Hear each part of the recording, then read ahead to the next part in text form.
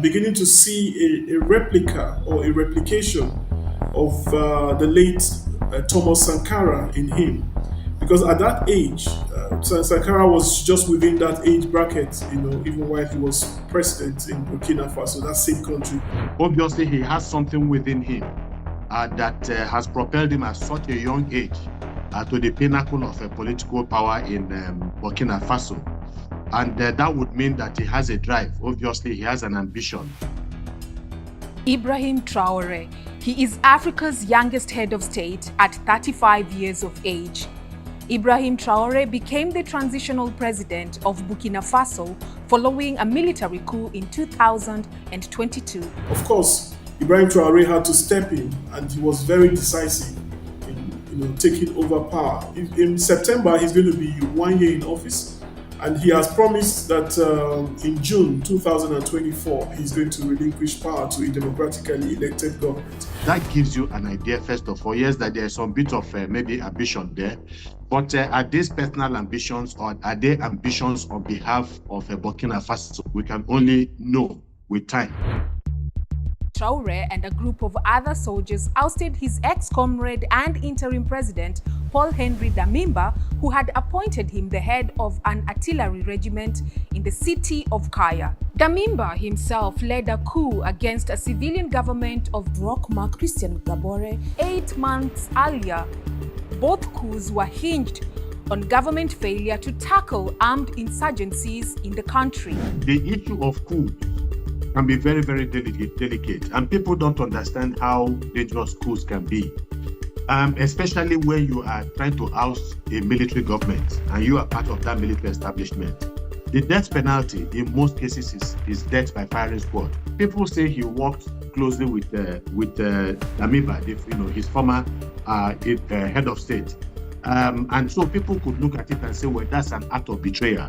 Traore was born in the town of Bunduku in western Burkina Faso. He studied geology at the University of Ouagadougou before joining the army in 2010. He graduated as an officer from the Georges Namonau Military School. In 2020, he was elevated to the rank of a captain in the army.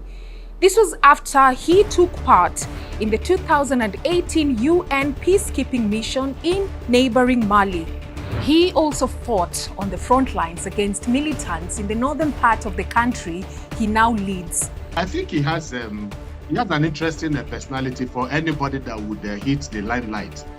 The way he has, he's not just any ordinary person. Burkina Faso has witnessed political instability and armed insurgencies for years, contributing to the insecurity across the Sahel since 2015. The French army operated in the country since 2018 in attempts to tackle armed groups behind the violence. But in February 2023, the French troops were forced to end operations in Burkina Faso on claims that their military presence had not improved the security situation in the country.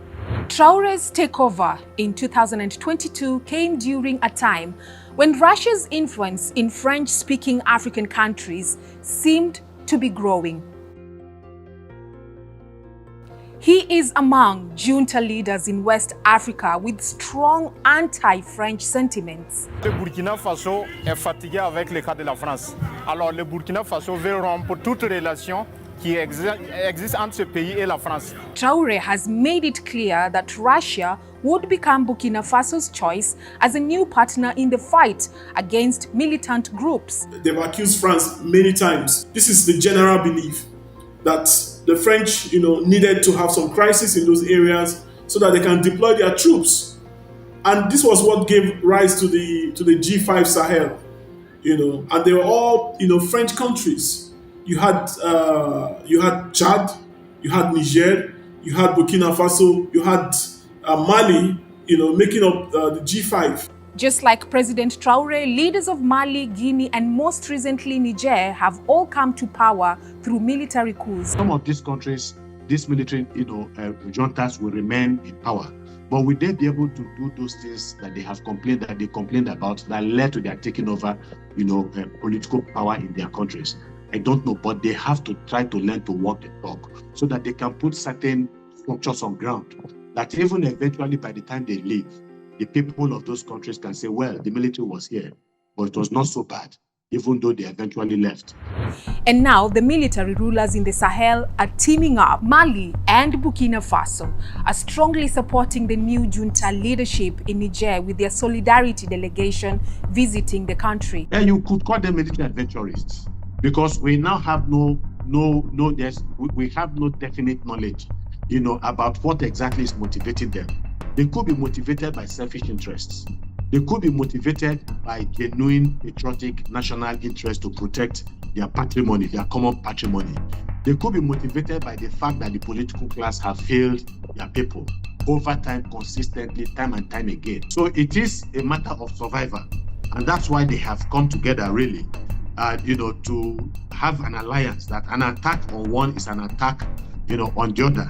President Traoré says his goal going forward is to bring about change in his country. He recently asked Russia for more support to address security and economic issues in Burkina Faso. I think that if they are to abide by, their promises, yes, there is hope that these guys are able to change the situations in their country.